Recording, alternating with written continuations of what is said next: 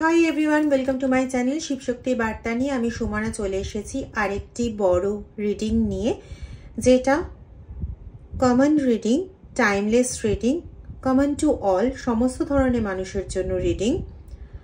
যার সঙ্গে যতটা রেজোনেট করবে প্লিজ ততটাই নেবে, বাকিটা অন্যদের জন্য ছেড়ে দেবে। ওকে, তো রোজ নামটা আমার বলা হয়ে গেল। এবার চলে আসি রিডিংয়ে। আজকে রিডিংয়ের বিষয়বস্তু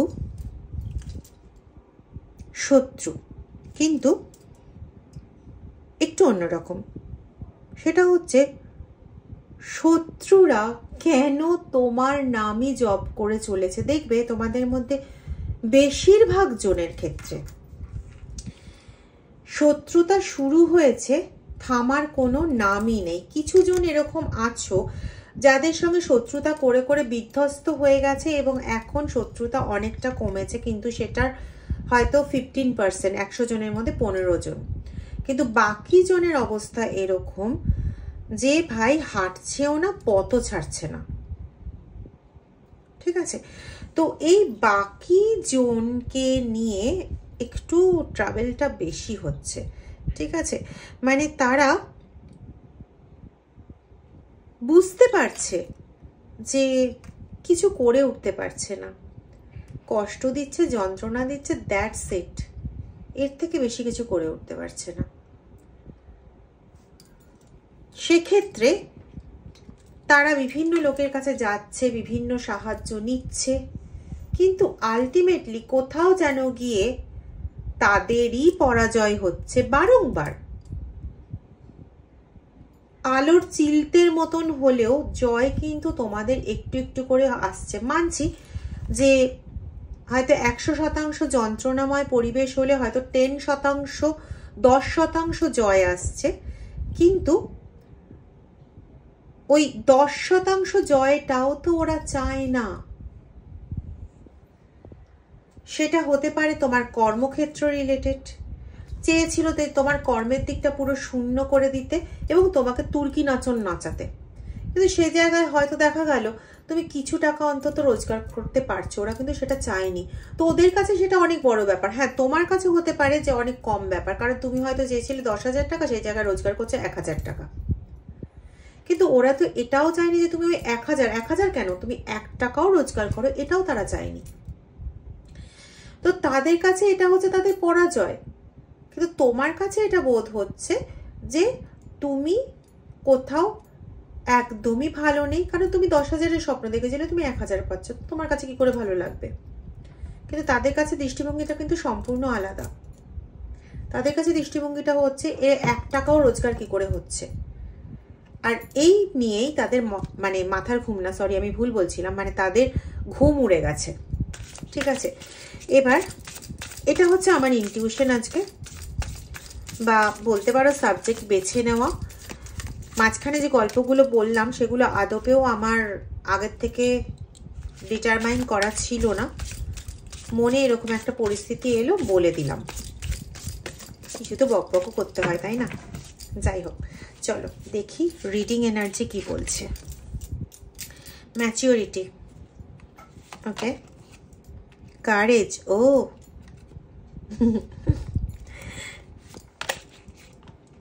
ইন্টিগ্রেশন। দেখো, এই তিনটে দিয়ে আমরা যেটা বুঝতে পারছি সেটা হচ্ছে যে ইউ আর ম্যাচিওর এনাফ। তোমার মধ্যে প্রচুর ম্যাচুরিটি আছে, প্রচণ্ডভাবে সাহস আছে তোমার মধ্যে।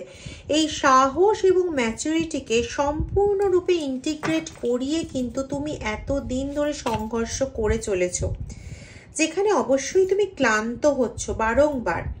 কারণ ওই যে বললাম, তোমার যদি লক্ষ্য হয় 10,000 টাকা, তুমি রোজগারে আনতে পারছো সেটা 1,000 টাকা, তো তুমি এক্সস্টেড হচ্ছ। তুমি বারংবার বিধ্বস্ত হচ্ছ, ক্লান্ত হচ্ছ, কিন্তু কোথাও গিয়ে না তোমার এই যে এক্সস্টেড হওয়া, তুমি যে কারণে এক্সস্টেড হচ্ছ, ওই কারণটাই তোমার শত্রুর এক্সশনেরও কারণ হচ্ছে। মানে তোমার শত্রুও মানে ক্লান্ত হয়ে যাচ্ছে, ব্যতিব্যস্ত হয়ে যাচ্ছে। ভাই এত কিছু করছি, তা সত্ত্বেও কেন রে ভাই ওর পুরো পতন ঘটছে না, এই হচ্ছে তাদের চিন্তাধারা।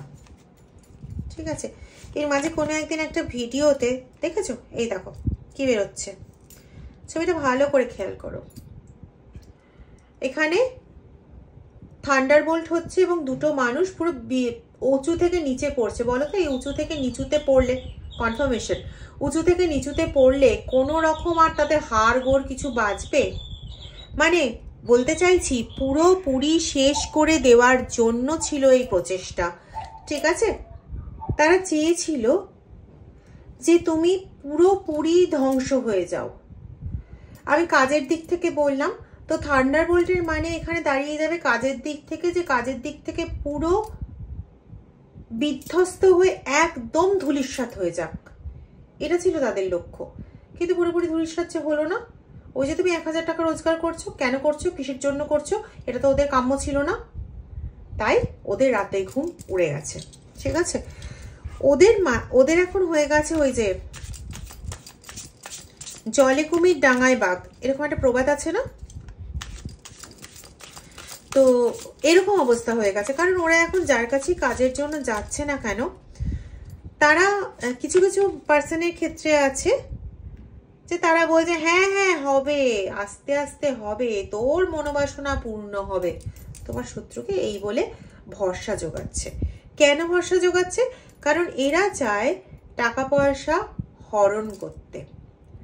ওরা জানে যে তোমার শত্রুর কাছে স্কুইজ করলে 10 টাকা হলেও পাওয়া যাবে, তাই স্কুইজিং এজেন্ট হিসেবে, চাপ দিয়ে টাকা বের করার এজেন্ট হিসেবে তোমার শত্রুকে তারা ধরে রেখেছে। কিন্তু আদপেও তারা কিন্তু কোনো কাজ করছে না, ঠিক আছে? তারা কিন্তু কোনো কাজ করছে না, আদপেও করছে না। আর কিছু লোক অত্যন্ত ভয় পেয়ে গেছে। তারা দেখছে যে আমি এত কাজ, মানে তারা তো জানে যে তারা কি জাতীয় কাজ করেছে। তারা দেখছে যে আমি এতগুলো কাজ করলাম, এত কিছু করলাম, তা সত্ত্বেও এ তো কোনোভাবে পুরো ধূলিসাৎ হচ্ছে না। তার মানে এর মধ্যে এমন কিছু পজিটিভিটি আছে বা এমন কিছু শক্তি আছে যেখানে আমি যদি আর এগোতে যাই তাহলে আমার আর ভবিষ্যতে কারোর মাথা ভেঙে টাকা খাওয়াটা হবে না। এটা কারা ভাবছে বলছি? তোমার শত্রুরা যার কাছে গেছে, অর্থাৎ কোনো তান্ত্রিক বা কোনো গুণী বা এই জাতীয় লোক, ঠিক আছে? তোমার এই যে শত্রু, এই শত্রু কিন্তু তোমার একদম ওপেন শত্রু, এর মধ্যে কোনো গুপ্ততা নেই, ঠিক আছে?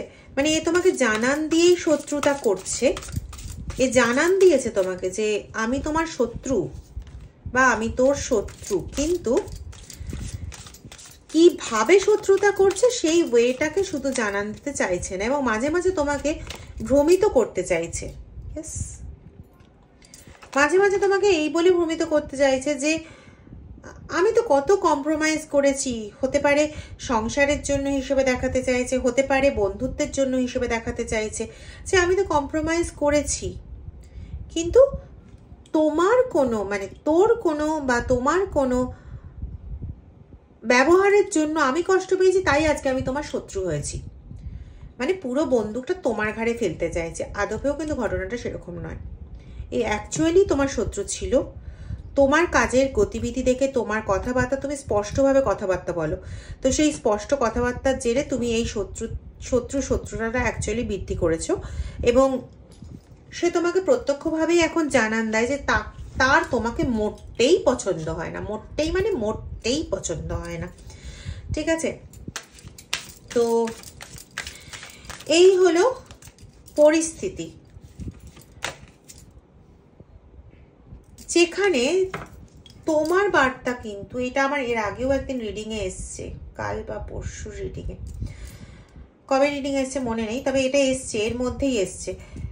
সেখানেও একই কথা এসছে যে দেখো এ এমন একটা শত্রু যে ওই চুইনগামের মতন। চুইনগাম একবার কোথাও লেগে গেলে পরে দেখবে চট করে ছাড়তে চায় না, তাই না? তো পুরো রসটা বেরিয়ে না যাওয়া পর্যন্ত দেখবে আরোই ছাড়তে চায় না। তো এই হচ্ছে ওই চুইনগামের মতন, এ তোমাকে ছেড়ে যাবে না, এ তোমার সাথেই থাকবে, কিন্তু একে তোমায় ইগনোর করতে হবে এবং এদের দ্বারা যা যা ক্ষতি হয়েছে সেটাকে কমপ্লিটলি না লেট গো করতে হবে। লেট গো করা মানে ও ভাই তুই যা করেছিস তুই করেছিস, তুই বুঝে নে, তোর তান্ত্রিক বা তোর গুণিন যার কাছে তুই গেছিস না কেন, কেউ কেউ ইয়েদের কাছে গেছে, ওই মসজিদের তেল পোড়া জল পোড়া ইত্যাদি এই জাতীয় কাজ যারা করেন, আমি ঠিক নামটা মনে পড়ছে না এই মুহূর্তে, তো তাদের কাছেও গেছেন। হ্যাঁ, তাদের মধ্যে অনেকেই তো ভালো মানুষ রয়েছেন অবশ্যই, কিন্তু কেউ কেউ আছেন না যারা কিছু, যেমন আমাদের তান্ত্রিকদের মধ্যে কেউ কেউ আছেন যারা অতিরিক্ত বাজে কিছু কাজ করেন, তো ওই রকম ধরনের কেউ কাজ করিয়েছে, মানে এরকম লোকের কাছেও কিন্তু গেছে, এমন নয় যে শুধু তান্ত্রিকদের কাছে গেছে, ঠিক আছে। কেউ কেউ আবার কি বলবো, আমার কাছে যেটা এই মুহূর্তে ইয়ে আসছে, ইনটিউশন আসছে বা ইনফরমেশন আমার কাছে যেটুকুনি আমার মনে হচ্ছে সেটা হচ্ছে যে কেউ কেউ চেনে না জানে না তারাপীঠে গিয়ে কাজ করিয়ে এসছে, ঠিক আছে। হয়তো তোমার কিছু চুল বা তোমার ব্যবহার্য কোনো জিনিস, আমি সাদা সাদা ধরনের কোনো একটা জিনিস পাচ্ছি, কাগজের মতন সাদা কিছু জিনিস হতে পারে, সেটা কাপড়ের টুকরো হতে পারে, সেটা কোনো তোমার লেখা কোনো কাগজ, মানে তোমার ব্যবহার্য কোনো জিনিস অল্প পরিমাণে, চুল, নখ, এই জাতীয় কোনো জিনিস নিয়ে তারা ডিরেক্ট তারাপীঠে গিয়ে কাজ করিয়ে এসছে কয়েক হাজার টাকা দিয়ে, ঠিক আছে। মানে তাদের কিন্তু টাকাটা চলে যাচ্ছে সেটাতে তাদের শোক নেই, তাদের শোকটা হচ্ছে কেন তোমার ক্ষতিটা করতে পারছে না। আর তুমি ধৈর্য ধরে, এতদিন ধরে ধৈর্য ধরে তুমি কাজগুলোকে করেই চলেছো, মানে তুমি চেষ্টা করে চলেছো প্রাণপণে যাতে উন্নতি হতে পারে, যাতে একটু ভালো দিক দেখতে পারি, একটু রাস্তা করতে পারি, ঠিক আছে। তো এই পথে কিন্তু তুমি পুরোপুরি একা ছিলে, এমন নয় যে এই যে ভালো রাস্তা করার জন্য তুমি নিজের থেকে যে এফোর্ট দিয়েছো, সেই এফোর্টে তুমি অন্য কাউকে পেয়েছো বলে অন্তত রিডিং দেখাচ্ছে না, ঠিক আছে। তুমি কাউকেই পাওনি এই কাজে, তুমি নিজে তোমার অর্জিত শক্তি দিয়ে তুমি একাকী যুদ্ধ করে নিজেকে তৎসহ তোমার পরিবারকে, মানে যারা যারা মিলে তোমরা ঝামেলায় পড়েছো তৎসহ সবাইকে তুমি একবারে ওঠানোর চেষ্টা করে গেছো। তুমি এমন মানুষ কিন্তু নও যে নিজের জন্যই শুধুমাত্র ভেবেছো, ইয়েস তুমি সবার জন্য ভেবেছো। তুমি একটা কালারফুল লাইফ চেয়েছিলে, যে কালারফুল লাইফটা তোমার একার হবে না, তুমি দৌড়েছো ওই কালারফুল লাইফে সবাইকে নিয়ে একসঙ্গে থাকার জন্য, কোনো পার্টিকুলার একজনের জন্য তুমি কিন্তু এই কালারফুল লাইফটা চাওনি, ওকে। প্রচন্ড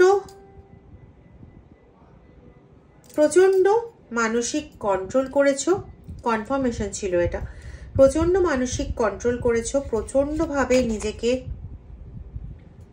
দেখেছো। যেটা আমি বলতে চাইছিলাম যে তুমি একাই যে যুদ্ধটা করেছো সেটা পুরোপুরি না, ঈশ্বরের কাছে প্রার্থনা, কিছু মন্ত্র জপ করা, কেউ কেউ কিছু বই পড়া, কেউ কেউ কিছু ধ্যান করা, মেডিটেশন করা, কেউ কেউ কিছু রিচুয়ালস পালন করা, এরকম করে দিনের পর দিন কঠোর পরিশ্রম করে আজকে ওই যেটুকুনির জন্য ওরা হাউতাশ করছে, যেটুকুনি পাচ্ছ সেটুকুনিকে অর্জন করেছে তোমারই এই ক্যাপাবিলিটির দ্বারা, এবং এই যতটা পেয়েছো সেটা ঈশ্বরের পরিপূর্ণ আশীর্বাদ, ঠিক আছে। এবং একটা কথাই বলবো যে এই যে ঈশ্বরের আশীর্বাদটা পেয়েছো, এই আশীর্বাদটাকে না নগণ্য কখনোই করো না, কিন্তু বারংবার ঈশ্বরের কাছে এই প্রার্থনাই করো যে যেটুকুনি পেয়েছি সেটা তোমার জন্যই পেয়েছি। আজকে যদি তোমার সেই দয়াটা আমার ওপর না থাকতো তাহলে পরে আমি কোথায় ভস্মীভূত হয়ে যেতাম কোনো ঠিক নেই, বা আমার পরিবার কোথায় ভস্মীভূত হয়ে যেত কোনো ঠিক নেই। তো এটা তোমারই দয়ায় হয়েছে। তুমি যদি এটা ভুলে যাও, এটাকে যদি মনে না রাখো, আর কন্টিনিউ যদি তোমার দুঃখের সাগরে নিমজ্জিত হতে থাকো, তাহলে পরে কিন্তু তুমি প্রচন্ড বোকার একটা কাজ করবে, ঠিক আছে। কারণ সে তোমাকে দিয়েছেন যখন, সেও কিন্তু পরীক্ষা করবেন যে তুমি কতটা এইটা পেয়ে তুমি কতটা খুশি হয়েছো বা হওনি। তারপরে দেওয়াটার মালিকও কিন্তু তিনি, ঠিক আছে। আমরা অনেকেই ভাবি দেখো এটাই বলতে চাইছিলাম, এই একটা কার্ডই থেকে গেছিল। দুঃখের মধ্যে অতিবাহিত করতে চাইলে পরবর্তীকালে কিন্তু সুখটা আসবে না, যে স্টার্টিংটা হয়েছে ওটা কিন্তু ওখানেই স্টপ হয়ে যাবে। সুতরাং নেগেটিভ থিঙ্কিং একদমই চলবে না। যেটা পেয়েছো সেটার জন্য বারবার ঈশ্বরকে থ্যাঙ্কস জানাও, বারবার তাকে এটা জানাও যে তোমার জন্যই আমি এটা পেয়েছি, তুমি না থাকলে এটাও আমার পাওয়ার সম্ভাবনা ছিল না, বিন্দুমাত্র সম্ভাবনা ছিল না, এটা জানাও।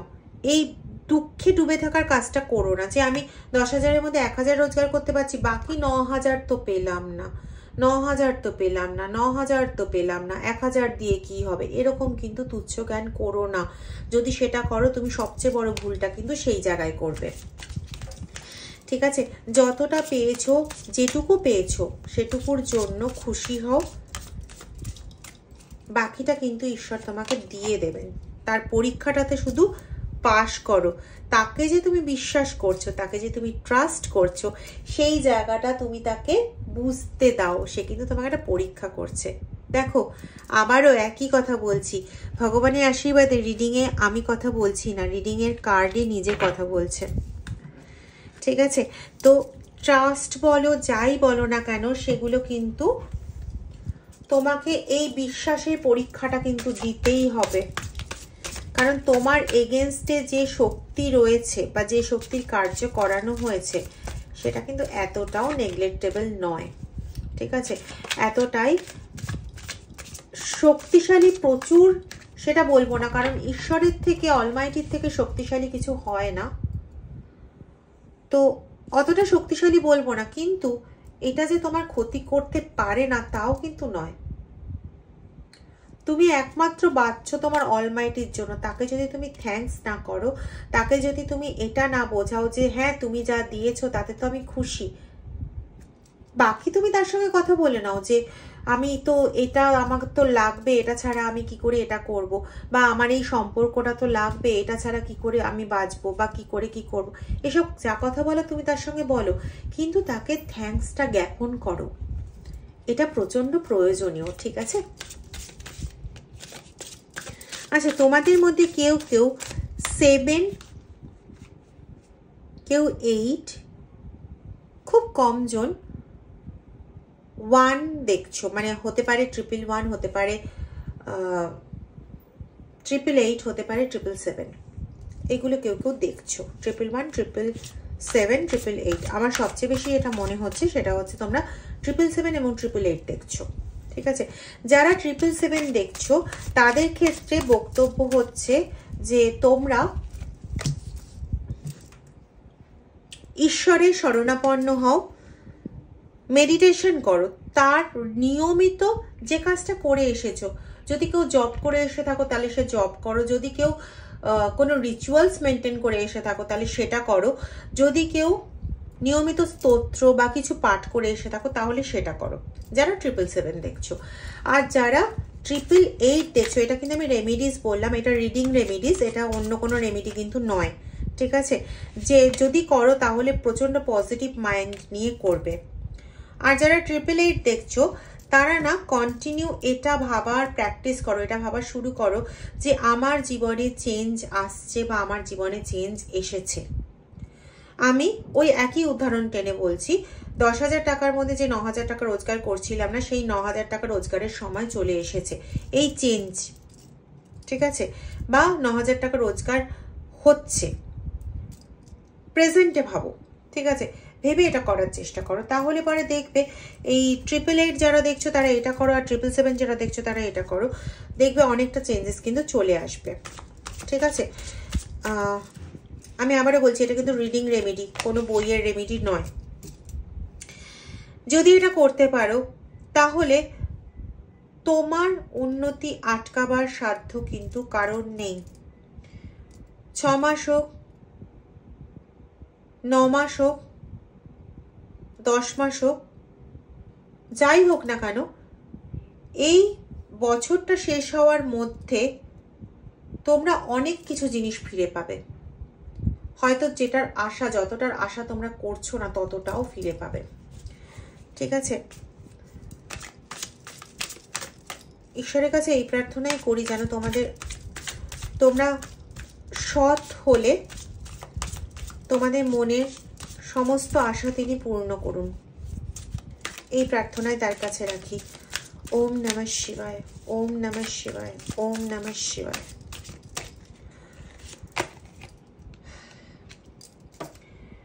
এবং তোমার শত্রুর যে পজিশনটা হতে চলেছে, তোমার মধ্যে যে উচাটনের প্রয়োগ সে করেছিল, সেই উচাটনে বা তার মধ্যে অলরেডি চলে গেছে, এমন না যে যায়নি, আরও উচাটনের মধ্যে সে পড়তে চলেছে, ঠিক আছে?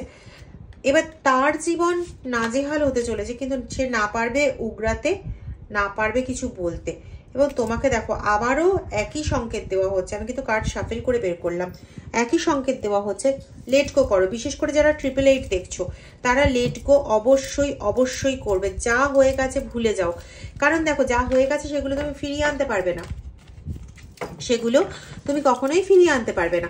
তো সেগুলো যদি তুমি ফিরিয়ে আনতে না পারো, তাহলে তুমি সেগুলোর পেছনে বসে থেকে সময় নষ্ট করে কোন কাজের কাজটা করবে? শুধু একগুচ্ছের নেগেটিভিটি নিজের মনে পুষে রাখা ছাড়া কোন ভালো কাজটা তুমি করবে? কোনো কাজই তুমি করতে পারবে না। তো লেট গো করো এবং নিজের জীবনে কমপ্লিট ব্যালেন্স, কমপ্লিট হারমোনি ফিরিয়ে আনো। আর নিজস্ব যে বৈশিষ্ট্য, তোমার যে প্রকৃতি, সেই প্রকৃতি নিয়ে তুমি এগো। দেখো এগেন 8 এসছে, কনফার্মেশন। তো নিজের প্রকৃতি নিয়ে এগো, লোকের চাপিয়ে দেওয়া একগুচ্ছের বার্ডেন, একগুচ্ছের মানসিক বিকার, এগুলোকে ছেড়ে নিজের লাইফে নিজে এগোনোর চেষ্টা করো। তুমি হারমোনি পাবে এবং তোমার জিত হবেই হবে, নিশ্চিত। ওকে, ভালো থেকো।